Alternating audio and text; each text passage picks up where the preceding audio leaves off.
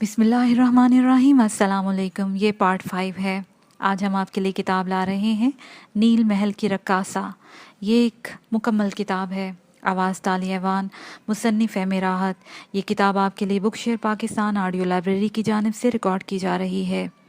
दीगर मालूमात और किताबों के लिए आप रब्ता कर सकते हैं व्हाट्सएप नंबर 0333249573 और कॉल नंबर 0300291960 पर मोहम्मद अज़हर लतीफ़ से। ये किताब 496 सफ़ात पर मुश्तमिल है। तो आइए सुनते हैं पार्ट नंबर 5 सफ़ा नंबर 63 से। शहज़ादी रकीबा अपनी कनीज़ की इस गुस्ताही पर चिरागपा होगी। उसके तसव्वुर में भी ना था कि एक हकीर कनीज़ इसके अहकामात की यूँ तौहीन कर सकती है, और वह बेचैन होगी। उसके गरूर तमकिनत को इस जबर से इतना सदमा पहुंचा कि उसका चेहरा गैज़ व गज़ब से सुर्ख हो गया, और उसने एक हथियारबंद सिपाही को हुक्म दिया, शवाबो, तू अभी जा और इस बदबख्त को घसीटता हुआ मेरे सामने ला। मैं इसके लिए ऐसी सज़ा तजवीज़ करूँगी कि दूसरों के लिए मिसाल बन जाए। सिपाही ने ताज़ीम में गर्दन झुकाई और हुक्म की तामील के लिए नील के साहिल की तरफ चल पड़ा, जो इस मकाम से कुछ ज़्यादा दूर नहीं था। उसने कनीज़ त्यूनस को दूर से ही देख लिया था, जो सहर अंगेज़ चांदनी में नील के किनारे रेत पर बैठी हुई थी और एक मिस्री नौजवान के साथ गुफ्तगू में मसरूफ़ थी। सिपाही हरचंद के हबशी था, सफाक, बेरहम और हर किस्म के जज्बात से आरी। उसे यूं महसूस हुआ गोया नील की रेत पर दो परीजाद बैठे हुस्न और इश्क के नगमे सुना रहे हों। उसे ये नज़ारा बड़ा ही दिलकश और सहर तराज मालूम हुआ। उसकी आंखें इस राहत बख्श और दिल आवेज़ मंजर को देखना चाहती थी और देखते रहना चाहती थी, मगर वो गुलाम था और इसकी मलका एक मगरूर शहजादी थी, जिसने उसे त्यूनस को बालों से पकड़कर अपने हजूर पेश करने का हुक्म दिया। इसलिए हबशी सिपाही ने मंजर की खूबसूरती को अपनी आंखों में स्याह कर लिया और दिल की आवाज़ पर पेट की तलब तरजीह देकर आगे बढ़ा और बोला, त्यूनस, तू यहाँ क्या कर रही है? त्यूनस घबरा गई और उसकी आंखों तले अंधेरा छा गया, मगर मिस्री नौजवान खौफज़दा नहीं था। वो हंस रहा था। उसे गुलाम सिपाही के गुस्से और लड़की की घबराहट की कोई परवाह नहीं थी। सिपाही उसकी दीदा दिलेरी पर झल्ला गया और कड़े लहजे में बोला, तू कौन है और कहाँ से आया है? मिस्री नौजवान ने मजाक उड़ाने वाले अंदाज में इसकी तरफ देखा और कहने लगा, जहाँ तक मेरे होने का ताल्लुक है और तेरी बनाई कमज़ोर नहीं है, तू मेरी कौमियत के बारे में खुद मुशाहिदा कर ले। मेरे कहीं से आने का क्या सवाल? मैं तो इसी नील का बेटा हूँ, इसी मट्टी का अमीर हूँ। सिपाही को गुस्सा आ गया, 2 कदम आगे बढ़ा। तू आकबत ना अंदेश भी है और मैं तुझसे बेजार भी मालूम होता हूँ, जो शहजादी रकीबा की लौंडी के फ़राइज़ की मनसबी में हायल हो रहा है। मिस्री नौजवान सीना तान कर बोला, मुकद्दस नील के रवा पानी की कसम, मुझे तेरी मगरूर मुतकब्बर शहजादी की इतनी सी भी परवाह नहीं है जितनी इस नील के लामुतनाही पानी को रेत के ज़र्रे की हो सकती है। हबशी गुलाम ने अपनी आकाज़ादी की गुशान में ऐसी गुस्ताहाना और हद तक अमेज़ अल्फाज आज तक कभी ना सुने थे। उसकी आंखों में खून उतर आया। जोश और वफादारी में तरकश से तीर निकाला और जैसे ही उसे कमान पर चढ़ाना चाहता था कि मिस्री नौजवान बर किसी तेज़ी से लपका और उसके हाथों से तीर कमान छीनकर नील के गहरे पानी में फेंक दिया, और फिर सिपाही की बेबसी का कहका लगाते हुए मजाक उड़ाया। हबशी सिपाही पहले इसकी जिसारत पे हैरान हुआ, फिर तैश में आ गया और फिर एक लम्हे की ताहीर किए बगैर मिस्री नौजवान पर झपट पड़ा। नौजवान भी गाफिल नहीं था। दोनों बढ़ चढ़ कर एक दूसरे पर हमला करने लगे और एक दूसरे को ख़त्म करने की तरकीबें करने लगे। दोनों ज़ख्मी शेर की तरह मुश्तल थे। बराबर की टक्कर थी। लड़ाई का जल्द फैसला होता नजर न आता था। हसीन महाजबीन त्यूनस कुछ फासले पर खड़ी इस खौफनाक लड़ाई का मंजर देख रही थी। स्याह हबशी की तबाही और मिस्री नौजवान की सलामती की दुआएं मांग रही थी। लड़ाई थी कि तूल पकड़ती जा रही थी। ताहम हबशी सिपाही किसी कदर मगलूब दिखाई देने लगा था। इसी लड़ाई में पूरे 2 घंटे गुजर गए। उधर शहजादी रकीबा बेचैन थी। गुलाम की ताहीर पर वो मज़ीद गुस्से में आ गई और गैज़ो गज़ब लम्हा ब लम्हा बढ़ता जा रहा था। आखिर वो खुद हैमे से निकली और 20 सवारों को अपने पीछे आने का हुक्म देकर गुस्से से बल खाती हुई नील की तरफ रवाना हो गई। جب وہ ساحل پر پہنچی تو یہ دیکھ کر اس کے غم و غصے کی انتہا نہ رہی کہ اس کا وفادار سپاہی ریت پر مردہ پڑا تھا اور اس کی کنیز تیونس کا کہیں پتہ نہ تھا۔ البتہ دور نیل کے گہرے پانی میں ایک کشتی جاتی ہوئی نظر آئی جس میں ایک مرد اور ایک عورت سوار تھے۔ شہزادی کو کوئی شبہ نہ رہا کہ وہ تیونس اور اس کا مصری محبوب ہی تھے، چنانچہ اس نے غضبناک ہو کر سپاہیوں کو تیر چلانے کا حکم دیا، مگر کشتی تیروں کی زد سے دور نکل چکی تھی۔ حبشی سپاہیوں کے تمام ترکش حالی ہو گئے، لیکن کوئی تیر کشتی کے قریب نہ پہنچ سکا۔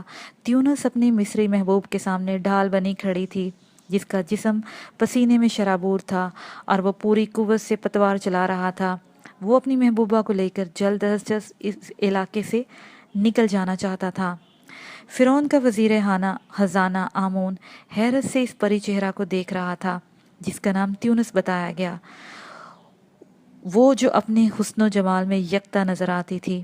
پھر اس نے قریب بیٹھے ہوئے اپنے اکلوتے بیٹے کو دیکھا اور پریشان لہجے میں کہنے لگا، جان سے زیادہ ریمفش، یہ تو نے اچھا نہیں کیا۔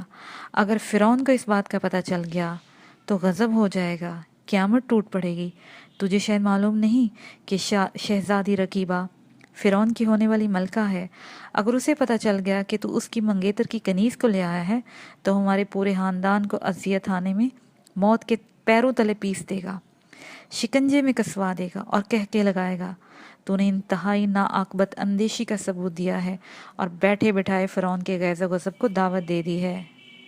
ریمفش نے ادب سے عرض کیا، فادر محترم، مجھے معلوم نہ تھا کہ تیونس شہزادی رقیبہ کی کنیز ہے جو ملکہ مصر بننے والی ہے، اور جب کہ مجھے یہ بات معلوم ہوئی ہے تو یہ ممکن نہیں رہا کہ تیونس کو واپس کر دوں۔ ظالم شہزادی جو فطرت میں فرعون سے کم نہیں ہے اسے ہلاک کر دے گی۔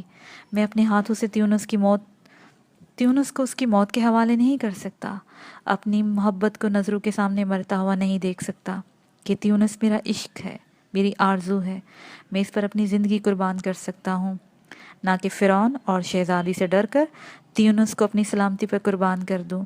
یہ بزدلی بھی ہوگی اور بے وفائی بھی۔ آمون بیٹے کی بات سن کر فکر مند ہو گیا، بولا، جانے پدر، میں تیرے جذبات کو سمجھتا ہوں اور تیونس کو بھی پسند کرتا ہوں، مگر تم نے بڑی کٹھن راہ اختیار کی ہے، بڑی مشکل پیدا کر دی ہے۔ خیر، اگر تم محبت میں ثابت قدم ہے اور اس لڑکی سے شادی کرنے کا تہیہ کر چکا ہے تو یہ احتیاط برتنی ہوگی کہ اس کی یہاں موجودگی کا کسی کو پتہ نہ چلے، اور اس کی صورت یہی ہوگی کہ اسے کبھی گھر سے باہر نہ لے جایا جائے۔ ریمفش عقیدت سے اپنے باپ کے سامنے جھکا اور مسرت بھرے لہجے میں بولا، آپ کے حکم کی تعمیل ہوگی۔ تیونس کو لوگوں کی نظروں سے پوشیدہ رکھنے کی ہر ممکن کوشش کروں گا۔ وہ زندگی بھر اسی مکان میں رہے گی کہ میری محبت سے بڑھ کر اسے کوئی شے عزیز نہیں ہے۔ آمون نے اطمینان کی سانس لی، اگرچہ کلی طور پر اسے یہ فکر نہیں تھی۔ اکلوتے بیٹی کی خواہش کا احترام بھی اس پر لازم تھا۔ اس روز وہ دربار میں پہنچا تو شہنشاہ بہت خوش نظر آتا تھا۔ اس نے کہنوں اور شاہی نجومیوں کو طلب کیا اور حکم دیا کہ وہ شاہ حجر کی بیٹی کے بارے میں اور اس سے شادی کے لیے مبارک اور مقدس وقت کا تعین کریں۔ نجومی اپنے کام میں مصروف ہو گئے اور ذائچہ وغیرہ تیار کرنے لگے۔ اسی وقت ایک غلام نے حاضر ہو کر فرعون کو اطلاع دی کہ شاہ حبش شملارک کا قاصد پیغام لے کر آیا ہے اور بازیابی کی اجازت چاہتا ہے۔ فرعون نے قاصد کو فوراً پیش کرنے کا حکم دیا اور اس کے ساتھ عزت اور توقیر سے پیش آیا اور آنے کا مقصد دریافت کیا۔ قاصد نے دست بدستہ عرض کیا، غلام، شہنشاہ مصر کی خدمت میں شاہ شملارک کا پیغام لایا ہے کہ مصر کے ایک نوجوان نے شہزادی رقیبہ کی کنیز کو اغوا کر لیا ہے۔ میرا آقا صرف کنیز کی بازیابی چاہتا ہے، بلکہ اس کے ساتھ اس کی یہ بھی خواہش ہے کہ مجرم کو بھی اس کے حوالے کیا جائے تاکہ شہزادی رقیبہ اپنے ہاتھ سے اس گستاخ کو عبرتناک سزا دے۔ فرعون غیظ و غضب سے دیوانہ ہو گیا اور اپنا طلائی عصا لے کر تیش کے عالم میں اٹھ کھڑا ہوا۔ اس نے شعلہ فشاں نظروں سے وزیر اعظم کی طرف دیکھا اور پوری قوت سے چیخ کر بولا، مصر کا چپا چپا چھان مارا جائے اور شہزادی کی کنیز اور اس گستاخ نوجوان کو گرفتار کر کے شاہ حبش کے سپرد کر دیا جائے کہ ہماری ہونے والی ملکہ جس طرح چاہے اسے سزا دے۔ वो अपने दिल की हसरत निकाले। ये मनादी भी करा दी जाए कि जो इस मामले में दखल देगा या मुजरबों को अपना देने की कोशिश करेगा, उसके ख़ानदान को सफ़ा हस्ती से नेस्तो नाबूद कर दिया जाएगा। आमून फ़िरौन का गुस्सा देखकर और उसका फरमान सुनकर अंदर ही अंदर कांप गया कि कनीज़ त्यूनस खुद उसके घर में मौजूद थी और उसका बेटा उसका मुजरम था। ये वही नो तामीर मकान था जो शाही खजाने की उस इमारत की दीवार से मुल्हिक था। बहर कैफ उसने अपनी अंदरूनी कैफियत का इजहार नहीं होने दिया, मगर सख्त परेशान था और जानता था कि वो उसकी और उसके बेटे की और पूरे ख़ानदान की ज़िंदगियाँ तलवार की धार पर रखी हुई हैं। शाही मुखबर त्यूनस और उसके आशिक की तलाश में चारों तरफ फैल गए। उनके साथ जासूस कुत्ते भी थे जो कदम कदम पर इन दोनों की भूत सूंघते फिर रहे थे। आमून की ज़ुबानी रैमफश और त्यूनस को भी इन हालात का पता चल गया था, मगर मोहब्बत के वो मतवाले हर खतरे से बेनियाज और बेपरवाह थे और एक दूसरे की ज़ात में गुम थे। उन्हें फ़िरौन का गुस्सा मुतासर न कर सका, ना ही शाह हबश की मुसीबत दिल पर तारी की। उनका इश्क सच्चा था, मोहब्बत लाजवाल थी। वो दुनिया की हर कुव्वत से टकराने का अज़म रखते थे। उस शब भी माह कामिल आसमान के वस्त में पूरी आबोताब से जगमगा रहा था और कायनात की हर शय खूबसूरत चांदनी में गुस्ल करती महसूस हो रही थी। इस सहर अंगेज माहौल में रैमफश और त्यूनस बाग के खूबसूरत गोशे में बैठे हुए थे। रैमफश अपनी महबूबा त्यूनस से कह रहा था, जाने रैमफश, ये तेरा गुलाम कितना खुशबख्त है कि तुझ जैसी हसीनों और माजबीन का कुर्ब इसे मैसर है। कसम इस माह अंजम की, मैं फ़िरौन के तख्त भी तेरी हाथों ठुकरा दूंगा, हफ्ते अकलीम की लात मार दूंगा और तेरी एक जुम्बश पर ज़िंदगी लुटा देने को मोहब्बत की मिराज समझूंगा। त्यूनस अपने महबूब की ज़ुबान से ये कलमात सुनकर मसरूर और बेखुद हो गई और निगाहें झुकाकर बोली, मेरी ज़िंदगी के मुख्तार, मेरी मोहब्बत के आफताब, मेरे जज्बात और ख्यालात तुझसे मुख्तलिफ नहीं हैं। मैं भी तुझे उतना ही चाहती हूँ कि आज तक किसी औरत ने किसी मर्द को इतना ना चाहा होगा। मैं भी तेरी खातिर हर दुख उठाने को तैयार हूँ और हर नेमत ठुकराने को तैयार हूँ। रैमफश ने पुरशौक नज़रों से त्यूनस की तरफ देखा।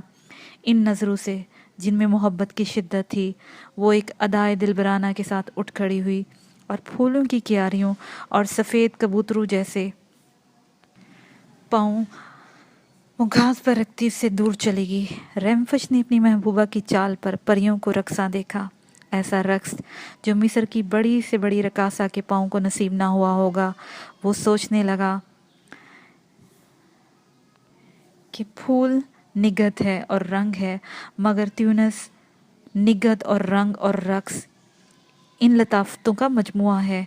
वो उसकी नज़र में फूलों से भी ज़्यादा खूबसूरत बन गई थी और उसकी महबूबा चांदनी रात में फूलों के तख्ते पर खड़ी थी और अपने महबूब की तरफ देख रही थी और मुस्कुरा रही थी।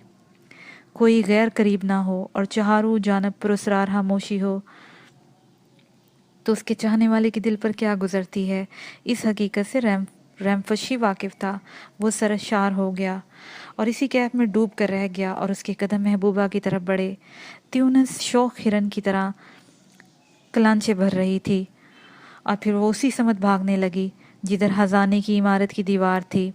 रैमफश भी कहका मारकर उसे पकड़ने के लिए दौड़ा। त्यूनस भागती हुई खजाने की दीवार के करीब पहुंच गई।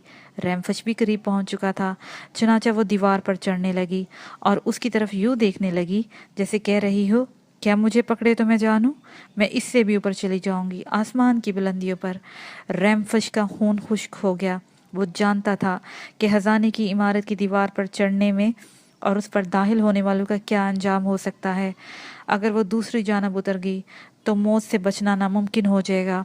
उसने चीख कर कहा, त्यूनस, खुदा के लिए नीचे उतरा। तू नहीं जानती कि इसकी सज़ा कितनी अजाबनाक अंजाम से दो चार कर सकती है हमें। तू नहीं जानती अनजाने में तू वो काम कर बैठी है जो तुझे नहीं करना चाहिए, किसी को भी नहीं करना चाहिए। ऐसा करने वाले का मौत मुकद्दर बन जाती है। त्यूनस ने उसकी बात पर कोई तवज्जो न दी, बल्कि वो ये समझी कि रैमफश उसे खौफजदा करके पकड़ना चाहता है। वो शोही पर आमादा थी। वो रैमफश को परेशान करने का तहैया कर चुकी थी। चुनाचा जैसे ही वो उसे पकड़ने की गर्ज से दीवार की तरफ बढ़ा, वो दूसरी जानब खजाने की इमारत में कूद गई और ये सोचकर खुश होने लगी कि उसने बहुत बड़ा कारनामा सर अंजाम दिया है। अब रैमफश उसकी तलाश में खूब परेशान होगा और वो लुत्फ उठाएगी। रैमफश को अपना दम घुटता हुआ महसूस हुआ। उसने वो मंजर देखा था जिसे देखने का तसव्वुर भी नहीं कर सकता था। त्यूनस खुद मौत की आगोश में जाने के लिए आमादा हो गई थी। उसने सोचा था कि अगर वो भी त्यूनस के ताकुब में खजाने की इमारत में कूद पड़े तो मौत उसका भी दामन थाम लेगी और त्यूनस के साथ वो भी बेमौत मारा जाएगा। सूरत हाल इंतहाई नाजुक हो गई थी। रैमफश ने एक बार फिर गौर किया और बिलाहिर फैसला कर लिया कि उसे भी दूसरी जानब कूद जाना चाहिए। त्यूनस को फ़िरौन के रहम करम पर छोड़ देना इंतहा दर्जे की खुदगर्जी और बुज़दिली होगी। इसे किसी तौर वापस लाना चाहिए। अगर वो पकड़ा गया तो उसके शाना बशाना मौत को लब्बैक कहेगा। मरने और जीने का लुत्फ इसी हाल में है जब त्यूनस उसके पहलू में हो। ये फैसला करने के बाद उसने एक लम्हे की भी देर नहीं लगाई और खुद भी उस इमारत में कूद गया। त्यूनस जिसे अभी तक मालूम ना था कि उसने क्या गज़ब कर दिया, फसील के नीचे छुपी बैठी रैमफश की आमद का इंतज़ार कर रही थी। उसे अपनी शरारत पर खूब हंसी आ रही थी, उस मासूम बच्चे की तरह जो सांप से खेलता है और ये नहीं जानता कि मौत से खेल रहा है। त्यूनस भी मौत की गोद में बैठी मुस्कुरा रही थी। इसी असना में रैमफश उसे तलाश करता हुआ हामता कामता उसके करीब पहुंचा। त्यूनस उसे देखकर ठट्ठा मारकर हंसी और रैमफश को सताने की खातिर फिर भागना शुरू कर दिया, मगर रैमफश ने लपक कर इसके दोनों हाथ थाम लिए और होंठों पर उंगली रखकर खामोश रहने का इशारा किया। त्यूनस अपने महबूब को दहशतज़दा पाकर चौंक गई। उसने रैमफश को इस अंदाज में कभी ना देखा था। उसके चेहरे पर हवाइयाँ उड़ रही थी और वो घबरा घबरा कर इतराफ में देखता। त्यूनस भी सहम गई। उसे एहसास हुआ था कि कोई बहुत ही गलत बात हो गई है और ये कि उसने इस इमारत में आकर अच्छा नहीं किया। क्या बात हो गई है, इतने खौफजदा क्यों हो? रैमफश सरगोशी में बोला, तूने गज़ब कर दिया पगली। मुझे पहले ही तुझे सब कुछ बता देना चाहिए था। अगर पकड़े गए तो फ़िरौन हमें ज़िंदा नहीं छोड़ेगा। इस इमारत में दाखिल होने की सज़ा मौत है। त्यूनस ने हैरान होकर पूछा, क्यों? रैमफश ने आहिस्ता से जवाब दिया, यहाँ सिर्फ फ़िरौन दाखिल हो सकता है, उसके अलावा परिंदा भी पर नहीं मार सकता। खैर तफसीलात तो बाद में बताऊंगा। अब यहाँ से निकलने की तरकीब करते हैं। मगर हुआ ये कि अभी वो अपनी जगह से जुम्बिश भी नहीं कर सके थे कि एक सिपाही हाथ में मशल लिए भागता हुआ इनके करीब आया। उसने इन दोनों को देखा और बगल में दबाया हुआ नाकूस बजा दिया। उसके साथ ही इमारत के मुख्तलिफ गोशों में पहरा देते हुए 500 सिपाहियों ने अपना अपना नाकूस बजाकर एक दूसरे को इस बात की इतला दी कि मौत का मुतलाशी कोई शख्स खजाने की इमारत में घुस आया है। ज्यादा देर बाद रैमफश और त्यूनस 500 सिपाहियों के हल्के में थे, जिनके दाएं और बाएं मशलें रोशन थीं और दाएं और बाएं तलवारें बरहना थी। एक सिपाही ने कत्ल करने के लिए आगे बढ़ा, मगर इनके सरदार ने इन्हें रोक दिया और बोला, नहीं, इन मुजरमों को गिरफ्तार करके इन्हें आलमपना के सामने पेश किया जाए। सिपाहियों ने हुक्म की तामील की, उनके हाथ पुष्प की जानब बांधे और दोनों को कोठरी में कैद कर दिया। वज़ीर ख़ज़ाना आमून ने अपने बेटे रैमफश और उसकी महबूबा त्यूनस की गिरफ्तारी की खबर सुनी तो हास बाख्ता हो गया, मगर कुछ न कर सकता था। जानता था कि दोनों की गर्दनें उतार दी जाएंगी। फ़िरौन के गैज़ गज़ब से कोई नहीं बच सकता था। अगली सुबह रैमफश और त्यूनस को फ़िरौन के हजूर पेश किया गया। फ़िरौन के कहर और गज़ब की इंतहा ना थी, लेकिन इससे पहले कि वो इन दोनों के कत्ल के अहकाम सादर करता, आमून उसके कदमों में गिर गया और गिड़गिड़ा कर बेटे की जान बख्शी की इल्तिजा करने लगा। फ़िरौन रहम करने के बजाय मुश्तिल हो गया, गरज कर बोला, आमून, तेरा बेटा इस हाल में? यकीनन तू ये ना कहेगा कि रैमफश, मैं इस इत्तला से बेखबर था और हमारे फरमान के बारे में तुझे कोई इल्म ना था। आमून की बजाय रैमफश ने जवाब दिया, ए पैकरे जाहो जलाल, मैं तुझसे नफ़रत करता हूँ और ये नफ़रत हर वक्त हर जगह मेरे सीने में मौजूद रहती है। मुझे अपनी ज़िंदगी की परवाह नहीं, मगर मैं पासबान नील से एक हकीकत अर्ज़ करने की इजाज़त चाहता हूँ और मुझे यकीन है कि इस एक गुजारिश को एक मौत की आगोश में जाने वाले की आखिरी ख्वाहिश समझकर पूरा किया जाएगा। फ़िरौन हैरत ज़दा होकर रैमफश की तरफ देखा, तू क्या कहना चाहता है, बयान कर। रैमफश ने अर्ज़ किया, मैं मिस्र का बेटा हूँ। मैंने शाही फरमान सुना था, इसके तकद्दुस से भी वाकिफ़ था, इसलिए मुजरम हूँ और मौत की हर अजियत का कामिल तौर पर सज़ावार हूँ, मगर ये लड़की बेकसूर है। फ़िरौन ने पहली बार त्यूनस की तरफ गहरी नज़रों से देखा और खिलाफ़े मामूल उसके चेहरे पर गैज़ व गज़ब की बजाय नरमी अवध कर आई और एक अजीब सा तासुर झलकने लगा। वो इतनी देर किसी की जानब देखने और इसे अहमियत देने का आदी नहीं था।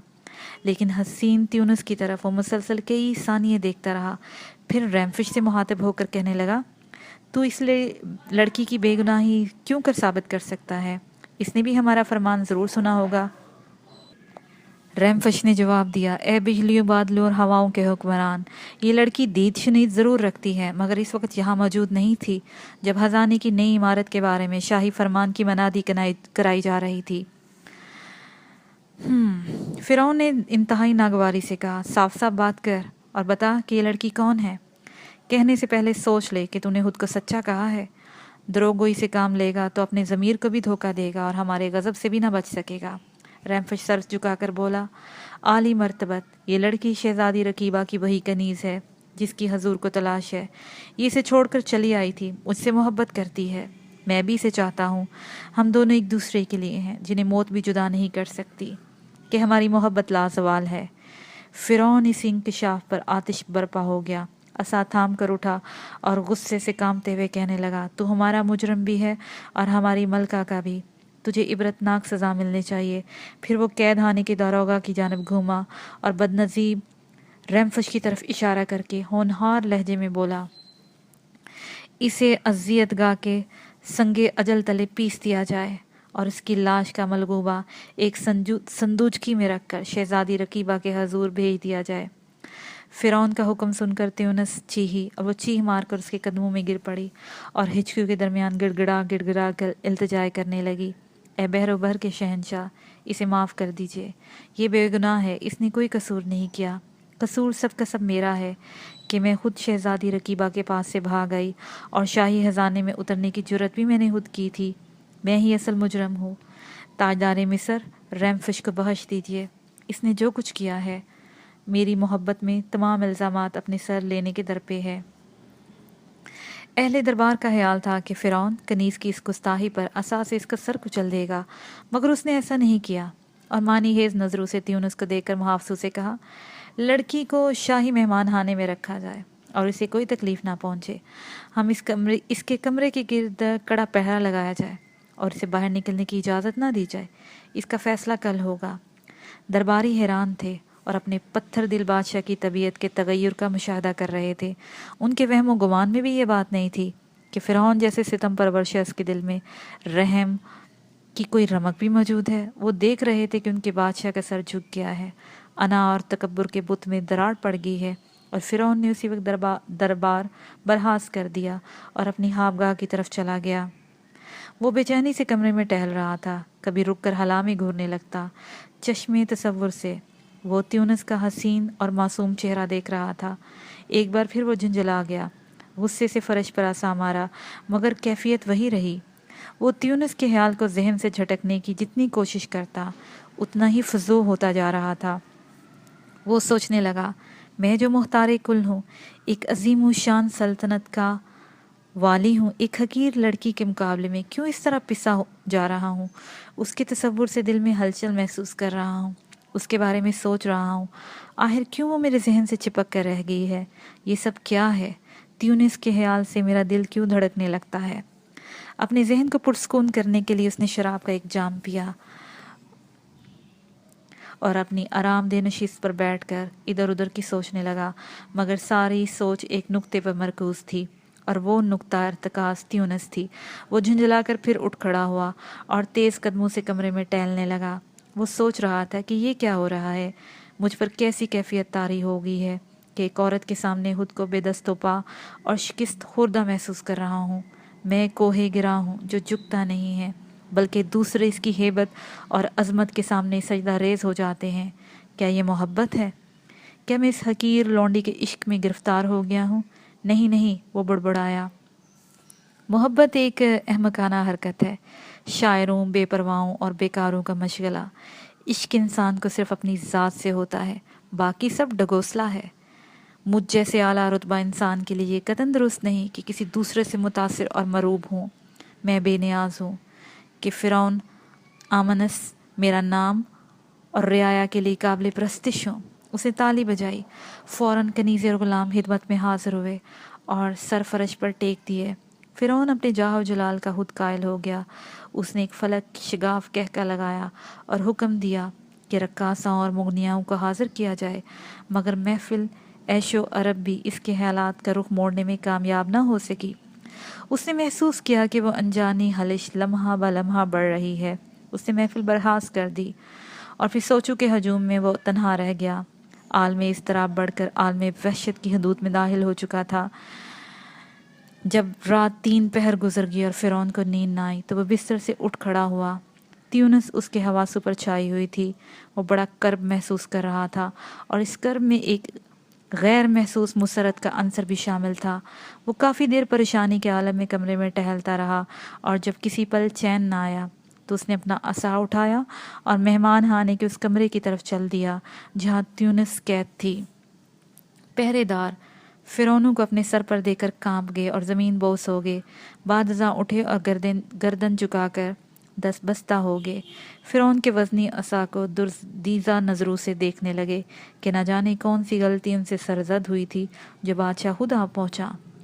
فرعون نے پہرے داروں سے کوئی تعارض نہیں کیا اور ان کے سردار کو تیونس کے کمرے کا قفل کھولنے کا حکم دیا۔ سردار نے فوراً تعمیل کی اور فرعون سب کو وہیں ٹھہرا کر تنہا اندر داخل ہو گیا۔ تیونس اپنے بستر پر گرد و پیش سے بے خبر سو رہی تھی۔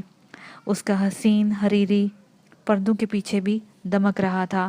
فرعون اتنے محویت کے عالم میں اسے دیکھنے لگا کہ اس وقت وہ اپنی ذات کو فراموش کر بیٹھا۔ وہ ایک ہی نگاہ میں رنگ و رعنائی کی ہزاروں دنیائیں اس نے جیسے دیکھ لی تھی۔ دفتن تیونس بیدار ہوگی اور فرعون کو تنہا پا کر سٹ پٹا گئی۔ فرعون بھی یک ہوش میں آ گیا۔ اسے اپنی عظمت کا احساس ہو گیا تھا اور اس کی گردن فخر سے تن گئی۔ وہ عجیب عالم بےہودی میں تیونس کے کمرے سے نکل آیا۔ اپنے کمرے میں پہنچا تو اضطراب فزوں پر تھا۔ خلش بڑھ چکی تھی۔ تیونس کی شبیہ اس کے ذہن سے چپک کر رہ گئی تھی۔ وہ بستر پر اوندا گر گیا۔ بہت دیر تک اسی حالت میں چہرہ چھپائے پڑا رہا۔ یک اس کے منہ سے چیخ نکلی اور وہ تڑپ کر بستر سے اٹھ کھڑا ہوا۔ اس کا چہرہ تمتمایا ہوا تھا، منہ سے جھاگ اڑ رہے تھے، جنون کسی کیفیت تھی۔ چیخ کر کہنے لگا، نہیں، محبت لغو ہے، فضول ہے، بکواس ہے۔ میں محبت کا قائل نہیں ہوں۔ میں کسی سے محبت نہیں کرتا، کسی کے عشق میں گرفتار نہیں ہوں۔ میں دوسروں کے دل میں جگہ پانے کے لیے ہوں۔ میرے دل میں کوئی جگہ پا نہیں سکتا۔ میں فرعون ہوں۔ میں عظیم ہوں اور قابل پرستش ہوں۔ یہ کیسے ممکن ہے میں ایک عورت کے سامنے جھک جاؤں؟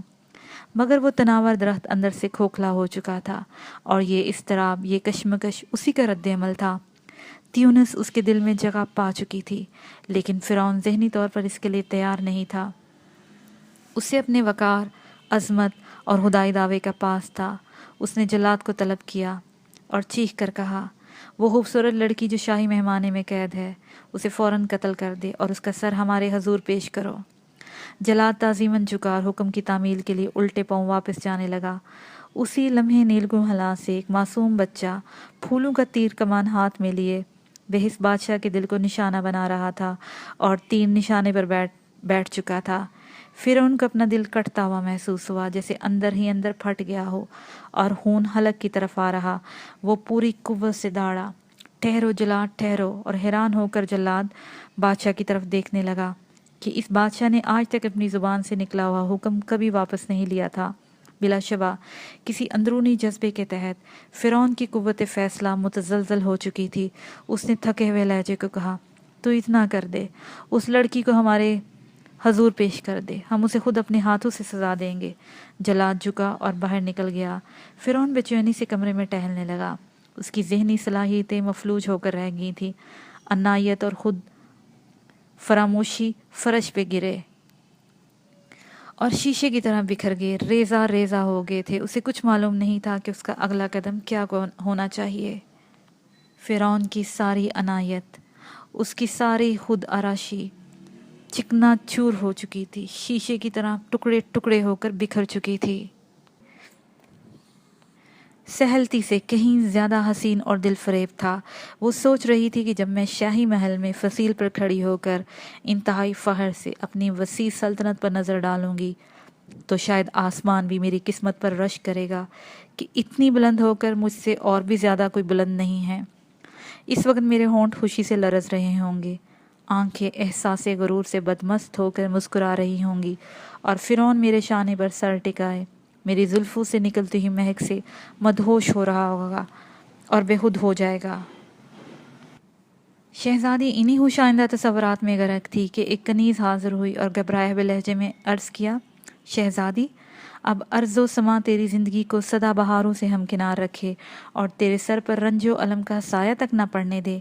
کنیز تیونس نیل کے کنارے تیرے لیے پانی لینے گئی تھی، مگر وہاں مصر کے ایک بیٹے سے راز و نیاز میں مصروف ہے اور اسے اس بات کی کوئی پرواہ نہیں ہے کہ تو یہاں اس کا انتظار کر رہی ہے۔